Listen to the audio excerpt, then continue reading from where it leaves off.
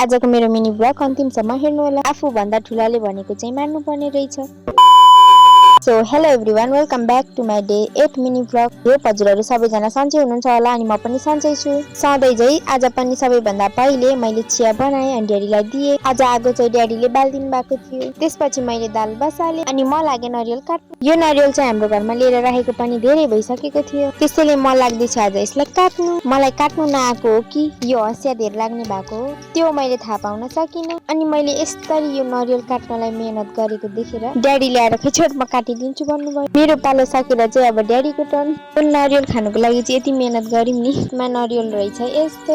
ड्याडीले त पहिला नै मलाई भन्नुभएको थियो यो खाने खालको छैन, नकाट भनेर। मैले आफ्नो जितले काटेको थिएँ, त्यही भएर आफूभन्दा ठुलोले भनेको चाहिँ मान्नुपर्छ, नभए मैले जस्तै दुःख पाइन्छ। यत्तिकैमा मैले खाना पनि खाइसकेँ। पछि म गएँ रुममा चाहिँ मैले मेहन्दी बेटाएँ अनि अम्लामा लगाइहालेँ। अनि यो चाहिँ हो हाम्रो कटर। यसलाई चाहिँ मैले काटेर रेडी बनाएँ अनि ड्याडी र म भएर खायौँ। त्यसपछि मैले रुम पनि सफा गरेँ अनि म लागेँ घाँस काट्नु। पछि मैले अलिकति घाँस काटेँ अनि म चाहिँ दुध डेरीमा लैजानको लागि रेडी गरिदिन आएँ। मम्मीसँग बोल्दै मैले चाहिँ दुध रेडी गरेँ।